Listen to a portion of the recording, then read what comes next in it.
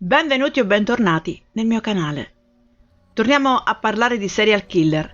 La storia di oggi mi è stata consigliata da un'amica youtuber, Maria Crea, un'amica super creativa e che ringrazio di cuore. Me l'ha richiesta sia in direct su Instagram che sotto un mio video. Non conoscevo la storia di quest'uomo, ma ne sono rimasta davvero sconvolta. Vi invito a visitare e a iscrivervi al suo canale. Ovviamente lascio il link nell'info box o nel primo commento fissato in alto. Vi ricordo che se desiderate vedere pubblicata una storia specifica sul mio canale, vi basta mandarmi richiesta in direct su Instagram o lasciando un commento sotto l'ultimo video pubblicato. O se volete, via mail a semplicementeme.justme@gmail.com. L'indirizzo lo trovate ovviamente nelle informazioni del mio canale. Ma iniziamo a raccontare la storia di oggi, che selezionerò per un pubblico adulto, per l'argomento e le immagini davvero forti. Negli anni 50 venne alla luce un caso che scioccò l'intera comunità americana, quello di un uomo, Edward Theodore Gain, detto Ed Gain, conosciuto anche come The Mad Butcher o The Ghoul of Plainfield, i cui crimini malvagi hanno ispirato in modo prominente una serie di film e serie strazianti nel corso dei decenni. Quest'uomo amava creare oggetti usando resti umani. Tutto iniziò, o meglio finì, il 16 novembre 1957 nella piccola città di Plainfield, nel Wisconsin, a soli 50 km da dove risiedeva Robert Bloch, l'uomo che 2 anni dopo scrisse Psycho. Quel giorno la polizia indagava sulla scomparsa di una donna che gestiva una ferramenta locale, Bernice Warden. Ed era stato l'ultimo cliente della ferramenta prima della scomparsa della donna. Ad incastrarlo uno scontrino. Gli agenti si recarono a casa sua e quando arrivarono, quello che gli si palesò davanti li lasciò senza parole. Oltre alla casa dall'aspetto fatiscente, inquietante e apparentemente abbandonata, trovarono Bernice morta, appesa per i piedi. Ma conosciamo meglio questo spietato serial killer subito dopo l'intro.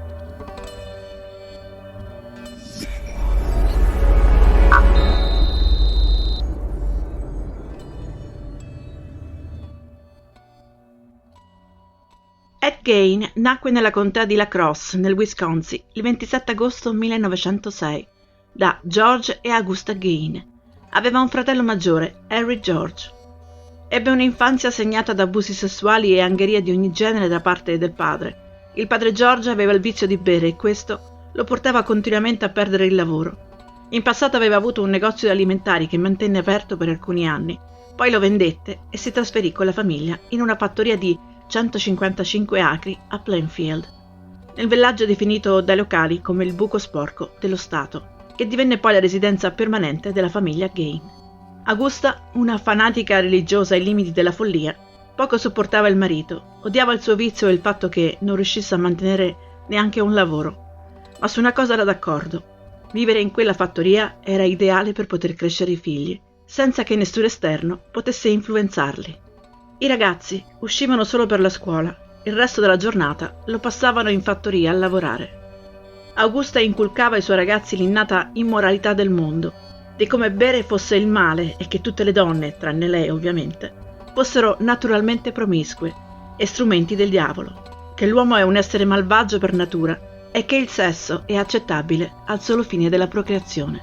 Ogni pomeriggio si riservava del tempo per leggere loro la Bibbia, scegliendo versetti del Vecchio Testamento riguardo a morte, omicidio e punizione divina. Fece inoltre promettere ai 2 figli di mantenere la verginità a vita.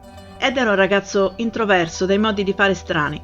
A volte rideva senza motivo o sogghignava durante le discussioni. Era bravo a scuola, specie nella lettura, ma i suoi modi di fare lo rendevano spesso vittima di bullismo. Non aveva molti amici, ma quando riusciva a fare amicizia con qualcuno, la madre lo puniva. Il 1 aprile 1940 il padre George morì per insufficienza cardiaca all'età di 66 anni. Harry ed Ed, considerati affidabili e onesti dai residenti della comunità, iniziarono a fare lavori saltuari in città per sostenere le spese. Lavoravano come tuttofare. Ed lavorava anche come babysitter ed era davvero bravo con i bimbi dei vicini, con i quali sembrava relazionarsi più facilmente. Harry iniziò a distaccarsi progressivamente dalla madre, arrivando a perdere la verginità contro il consenso di lei. Conobbe una donna divorziata con 2 figli e presto i 2 pianificarono di vivere assieme. Il suo cruccio era il futuro di Ed. Lo vedeva troppo attaccato alla madre. e quando cercava di parlare con lui sul come con la madre sbagliasse atteggiamento, lui non voleva neanche ascoltare. Ripeteva che sua madre era un'ottima madre e che andava sostenuta facendo ciò che diceva. Provò ancora a convincerlo, ma senza risultato. Il 16 maggio 1944, mentre Harry ed Ed erano intenti a bruciare la vegetazione palustre della proprietà, il fuoco sfuggì al loro controllo. I vigili del fuoco accorsero immediatamente, ma di Harry nessuna traccia.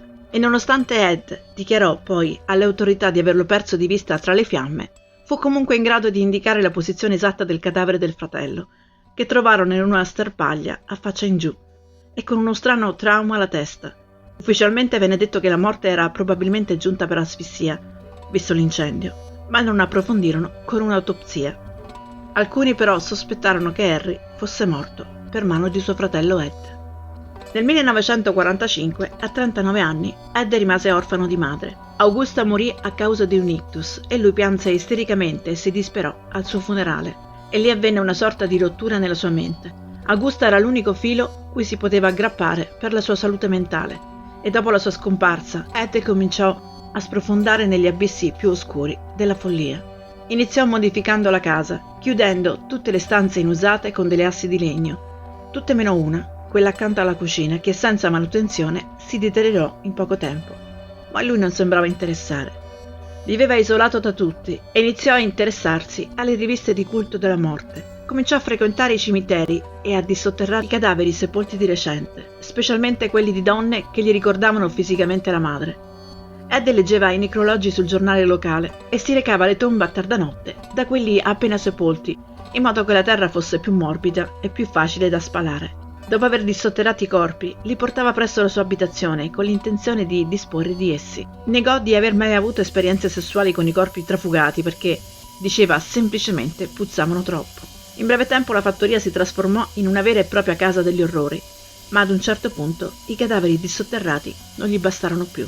Ed arriviamo al fatidico novembre del 1957, quando Bernice Warden, proprietaria di una ferramenta, scomparve. Il figlio Frank, vice sceriffo di Plainfield, iniziò le ricerche partendo proprio dal negozio e lì scoprì, oltre al registratore di cassa aperto e le macchie di sangue sul pavimento, che l'ultima persona che la vide era Ed. L'uomo era stato nel negozio della madre per comprare un gallone di antigelo e proprio lo scontrino per un gallone di antigelo risultava l'ultimo battuto della donna. Decise di interrogare Ed, ma ciò che disse fu qualcosa di vago.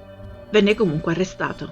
Poco dopo l'arresto di Ed e arrivati nella sua casa spettrale, come dicevamo all'inizio, trovarono il corpo senza vita di Bernice appesa per i piedi, a testa in giù, decapitata e col torso e addome completamente aperto. La sua testa era stata appesa con 2 chiodi conficcate ai lati in un sacco di tela e il cuore appeso in un sacchetto di plastica vicino alla stufa.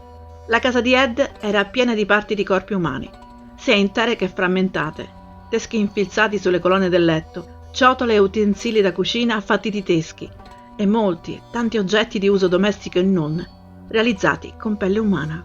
Nella casa degli orrori gli agenti trovarono di tutto: sedie imbottite, una colonna vertebrale adibita a lampada, una cintura ricavata da capezzoli umani, un cestino e un tamburo in pelle umana, alcuni teschi sulla testata del letto di Ed, 9 maschere ricavate da pelle umana, un cranio di bambino trasformato in scodella per il brodo, una poltrona con le braccia al posto dei braccioli, numerosi vasi contenenti nasi e vagine sotto spirito, e per concludere la macabra carrellata, numerosi abiti realizzati con pelle di donna, particolarmente importanti per Ed, per concretizzare il suo bisogno di trasformarsi in donna, atto che, secondo lui, lo portava a ricongiungersi con la madre morta o addirittura pensava di poterla farla tornare in vita. L'unica stanza in cui non venne ritrovato alcun reperto orribile fu proprio quella di Augusta.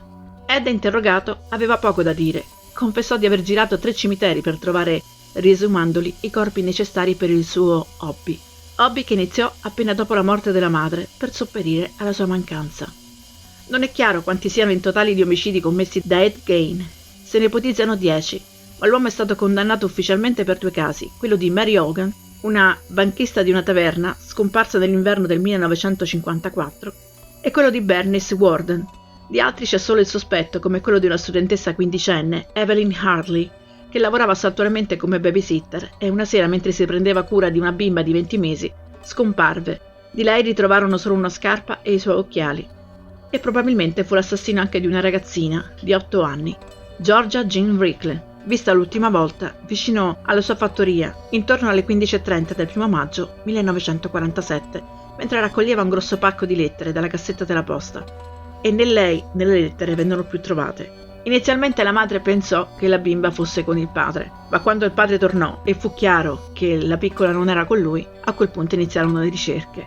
In un primo momento gli investigatori pensarono che la bimba fosse stata rapita a scopo di riscatto, poiché suo padre era un pubblico ufficiale, ma i giorni passarono e non furono fatte richieste di riscatto. Ed Gein venne considerato un possibile sospettato poiché si trovava da quelle parti al momento della scomparsa, secondo quanto riferì in visita ai parenti. La scomparsa della bimba, comunque, è rimasta irrisolta. Interrogato come si giustificava Ed del suo comportamento, diceva semplicemente «Ho avuto l'impulso di farlo».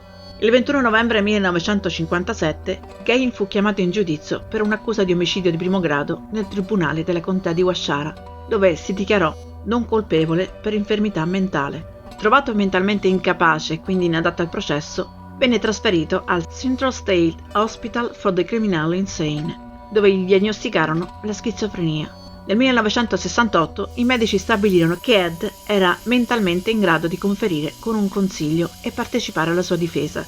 Il processo iniziò il 7 novembre 1968 e durò una settimana, ed Ed fu dichiarato colpevole di omicidio di primo grado dal giudice Robert Goldman e il 14 novembre fu confinato a trascorrere il resto della sua vita nello stesso istituto. Fu un detenuto esemplare. Morì per una crisi respiratoria a causa di un cancro ai polmoni all'età di 77 anni, il 26 luglio 1984, a Stovall Hall, presso il Minnesota Mental Health Institute. La casa e la proprietà di Ed dovevano essere messe all'asta il 30 marzo 1958, ma giravano le voci che la casa sarebbe diventata un'attrazione turistica. Il 27 marzo però la casa fu distrutta da un incendio che si sospettava doloso, ma la vera causa non è mai stata ufficialmente risolta. L'auto che usò per trasportare i corpi delle sue vittime venne dapprima mostrata per un tot di dollari a visitatore e poi venduta a un'asta pubblica per $760. La sua tomba nel cimitero di Plainfield è stata frequentemente vandalizzata nel corso degli anni. I cercatori di souvenir hanno dapprima scheggiato pezzi della sua lapide e infine venne rubata nel 2000. La lapide fu recuperata nel giugno del 2001 vicino a Seattle ed ora è in deposito presso il dipartimento dello sceriffo della contea di Washara. La storia di Ed Gein ha avuto un effetto duraturo sulla cultura popolare americana. La sua storia è arrivata per la prima volta all'attenzione del pubblico nella versione romanzata presentata da Robert Bloch nel suo romanzo di suspense del 1959.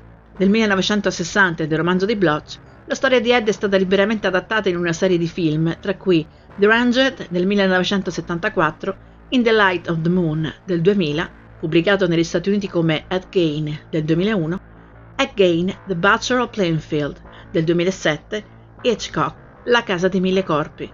Ed è servito da modello per diversi personaggi di libri e film, in particolare per serial killer immaginari come Norman Bates in Psycho, Leatherface, The Texas Chain Soul Secret, Buffalo Bill, Il silenzio degli innocenti e Bloody Face da American Horror Story. Il regista americano Elor Morris e il regista tedesco Werner Herzog hanno tentato senza successo di collaborare a un progetto cinematografico su Ed nel 1975 e 76.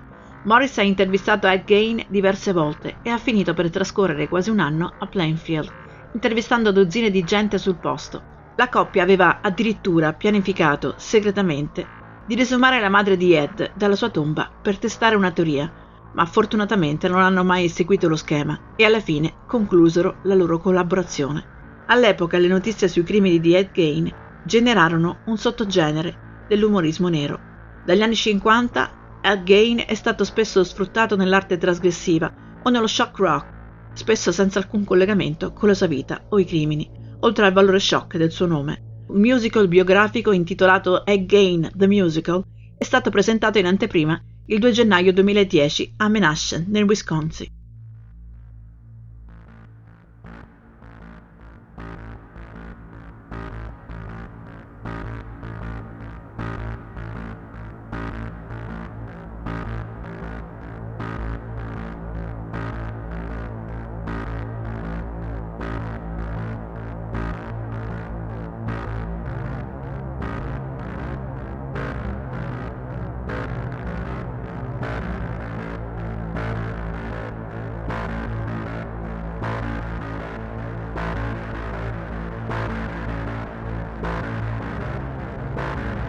E detto questo, la cosa che ancora di più mi ha scioccata è stato trovare, nel cercare notizie, dei manufatti ispirati a quelli creati da Ed e oltretutto in vendita. Vi lascio qualche immagine in modo che possiate capire di cosa sto parlando.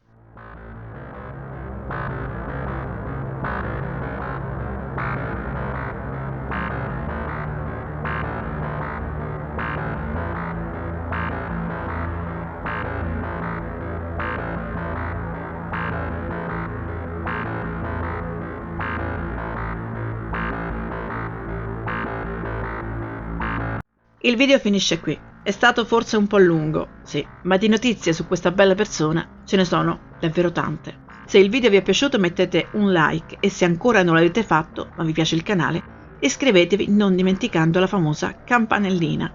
Ancora un po' sciocchizzata, vi do appuntamento al nuovo video, ricordandovi che, per chi ancora non lo sapesse, ho un altro canale con altre tipologie di video. Troverete il link sul primo commento nel box informazione, oltre che sulle info, ovviamente. Un bacio e grazie di cuore davvero a tutti, nuovi e vecchi iscritti.